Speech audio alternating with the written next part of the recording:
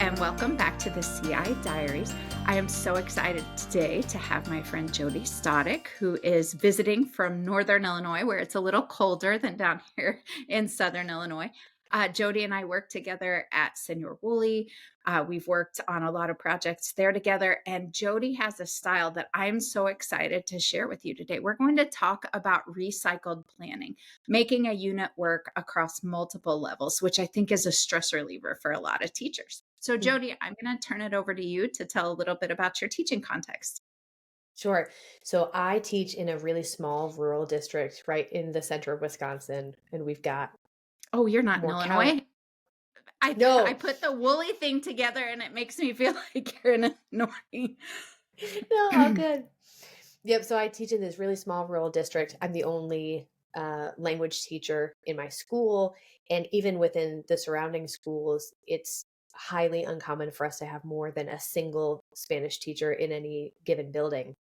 So, uh, for me, this topic kind of came out of necessity for me for saving my sanity. So I teach an eighth grade exploratory class. I Oh, teach gosh. Spanish 1 and Spanish 2 and a combined Spanish 3-4 class. And then I also have a smattering of heritage speakers or native speakers, depending on the mix that particular year. And they could be in any one of my classes, level 1 through level 3-4. 3, 4. Wow. So we have a similar problem in Southern Illinois. We have in the small districts, you might be lucky. I just actually talked about that on the last episode of the podcast, that sometimes you're just alone and very isolated. And so it's Yeah. great to get training and to get ideas from teachers that might be in that situation. But even in a big department, I think there are lots of ways that this could be applied across the department, that there are teachers at different levels that could be using the same type of unit to teach Oh students. yeah, definitely. Yeah, one of the main reasons that I started doing it, excuse me, was because I had a couple of experiences where I sort of was forced to have all of my students doing one thing at a time based on just the timing of these events that were happening. And I realized that it created such a rich community experience for all of my students. It was something that from the Spanish 1 level all the way up through my seniors that they could share in. And since we have such small numbers, such a small pocket of students that are actually taking Spanish at our school, it kind of gave us a bigger community and pool of ideas and experiences to draw from. So that was really what kind of got me started on it.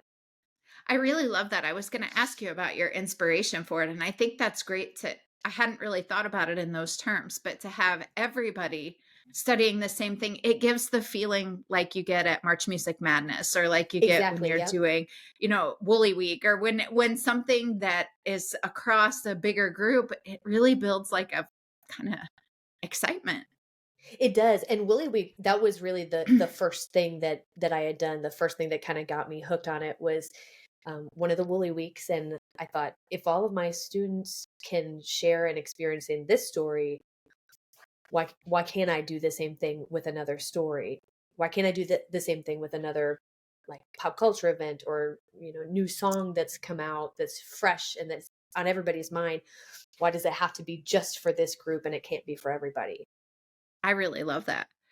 Mm. So it sounds like in some ways this really kind of lifts a planning burden, in that you don't have to be coming up with different things to study across the different levels. Yeah. Is there an element of both that and a little bit of a burden of re-leveling everything, or do you feel like it really like leans more toward the making it easier to plan, to have them all working in the same topic? For me, it definitely leans more toward lifting a burden for me. And it's not just in the planning and prep time, but it's also in, I mean, you think about when you're trying to transition from class to class and you've got to sort of remember, like, this was the train that I was on with this class. This is the train I'm on with this class. And you kind of pick up, like, okay, which station are we at right now?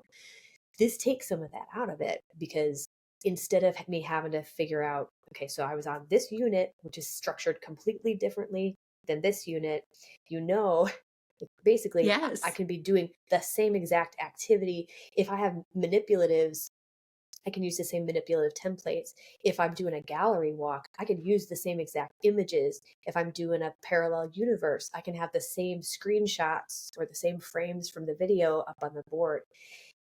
I like taking time to make really pretty visual stories or worksheets or presentations, and to know to know that when I'm spending more time than I probably should be spending creating resources for it, that I know every single one of my students is going to get to see it. It Yes. definitely eases the pain, makes it feel like it's worth it. Yes. So, as you recycle them, would you, let's say you did a unit in Spanish 1, do you then do the same unit in Spanish 2 and just add a layer to it, or do you just kind of recycle through a lot of different units over their 3 high school years, 3 high school courses? So the way that I do it right now is that we'll be teaching one unit in all classes at the same time. So it's kind of like 4 cycling years. Although, if I'm being honest,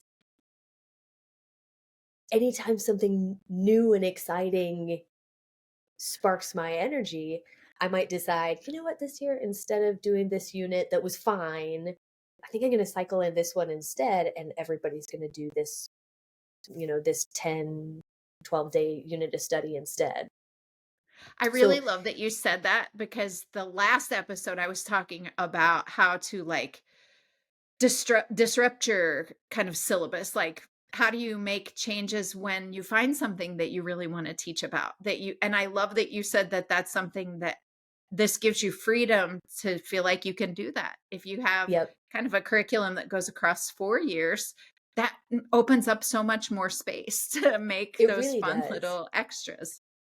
And when I think about the way that I'm planning out a semester or a year, it's not so much about the specific topics that I want to get to, but it's more about the kind of functions that I want them to be able to do. When I had been like learning a lot from Tina Hargaden, one of the things that she had taught me was, you know, you're working on these literacy focuses. Like right now, we want them to be able to organize informational texts and to understand informational texts. So in one unit, we'll be really focusing on something like that. And we're doing that in levels 1 up through 4. Well, I love when it. we're doing an informational unit later, you might have had It an would be info different unit. information. Yeah. Exactly. Is new information, but the skill you're doing, you're still practicing. Or it might be narration. And so, I mean, at our level 1s, they're telling the same stories or hearing the same stories. And the literacy focus and the, even productive focus is so much different from what they're able to do with the same story when they're doing it at a level 3, 4 class. Yes, I love that. I love that it lets you recycle the things that are key to helping them build their proficiency, but also it doesn't have to make them feel like they're redoing the same things because they're Right. in a totally different unit, a totally different context, redoing the same skill. Yep. So we do description, narration, argumentation, opinion, information. And then I usually have a couple of other ones that are sort of lighter units that might not have a specific focus, but that still get us some really great new vocabulary and structures. And What about when do you do any readers or graphic novels in the I classroom? do. Yeah. So that's another thing that I don't do the same stories at the same time, because they're so targeted for specific levels or lend themselves better to specific levels. But I will start readers at the same exact time. And the ones that I have teacher's guides for, I'll pretty much follow that teacher guide. And then the ones that I don't have a teacher guide for, I'll use the principle of whatever the idea was that we were doing on that day and just adapt something that is similar, works really well for the same for the book at the lower or higher level. Right. Yeah, I love that. So you're saying you could, create the same units, but then still have room to scaffold for things like reading skills, where they where they lack maybe in their reading skills at level 1 versus level 4. I love that. Yeah, Do you have absolutely. When you think about the units that Excuse you me. do you have a couple of standout, just favorite things that you teach that are fun to build that community from, having the level 1 to the level 4 together? Yeah. Well, okay, so obviously I do the Senior Woolly stories, and when we do Yes. those, especially around Woolly Week, those are ones that create a really great shared experience. You get all these little inside jokes and things like that.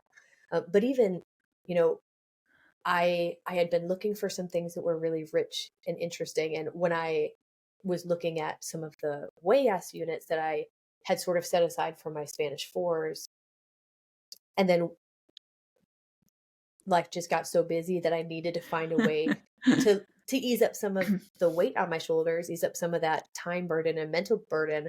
Um, I so I took the unit Bajo la Mesa from Huellas, and I was like, "There's no reason why I can't teach this same thing at all four of my levels."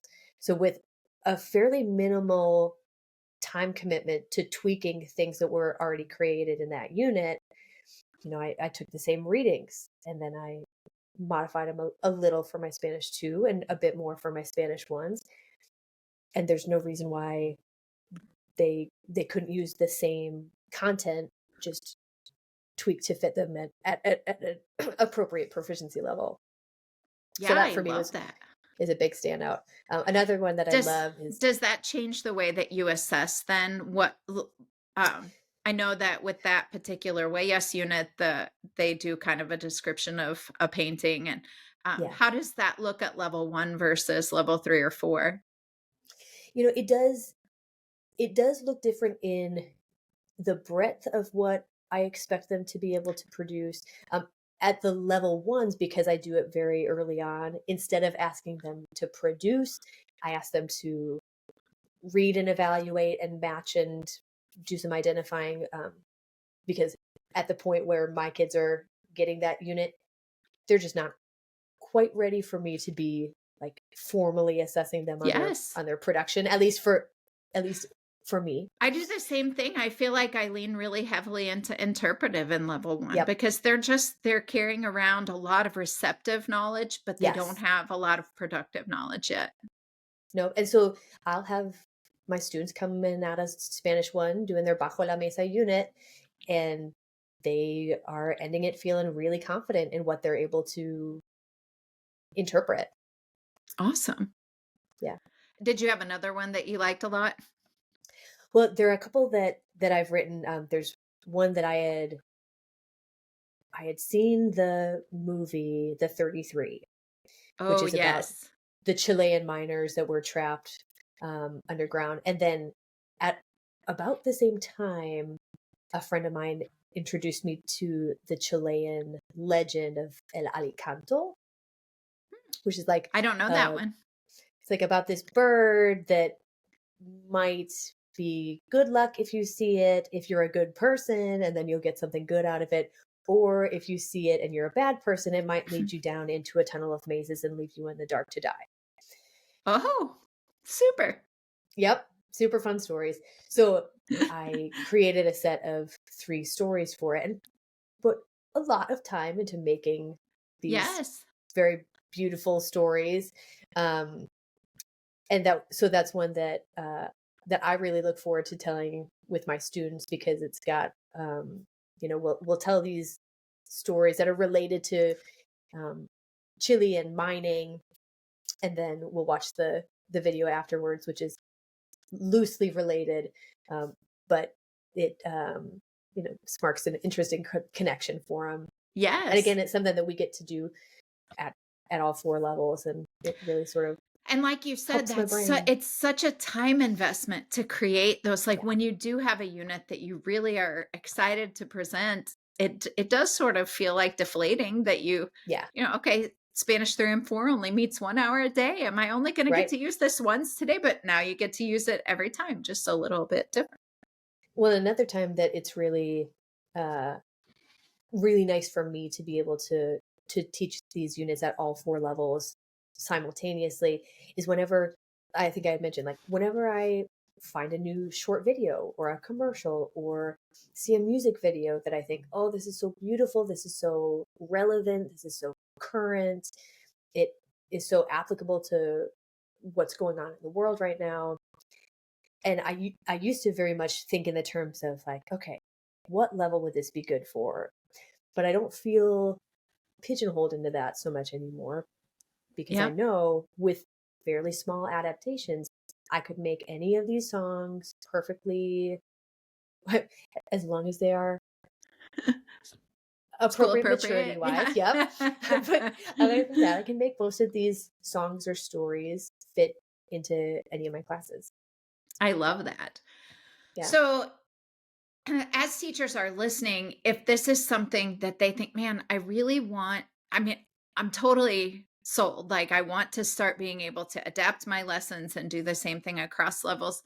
What types of advice do you have for somebody getting started? Like, do you have some bits of wisdom you've gleaned as you've been, sounds like this is something you've been progressing through pretty recently. And so you have some fresh takes on what it's like to shift to this type of thinking. Yeah. So the first recommendation that I would make is to really understand not necessarily where you want your students to be, but where your students are at. And Yes. even as I, repeat like a 4-year cycle of things, where my students were at one year might not be exactly where they're at the next year. And so I just live in this world of being willing to see everything as a living document that's always Yes. kind of breathing and tweaking. And, I, if we had some interesting language chunks that we had recently learned from some video, I might decide, you know what, since these guys know this, I'm going to plug it into this new unit because it'll make it richer and stronger.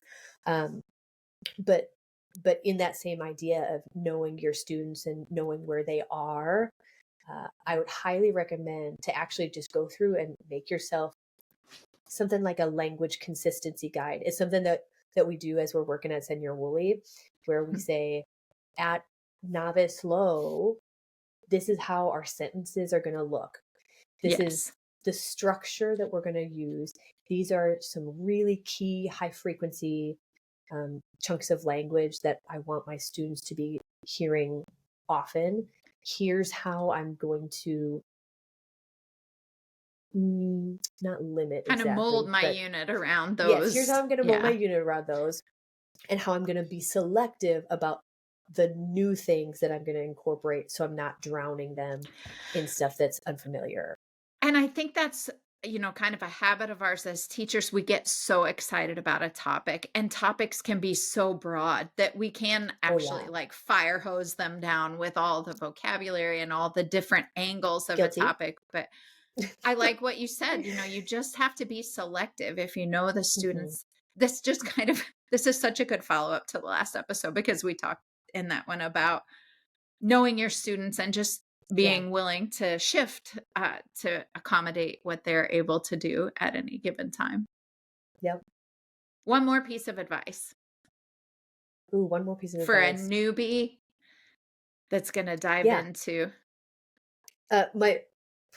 My second best piece of advice, aside from make yourself a language guide that you would try to consistently stick to, my second piece of advice is uh, don't feel like you have to make it all right now.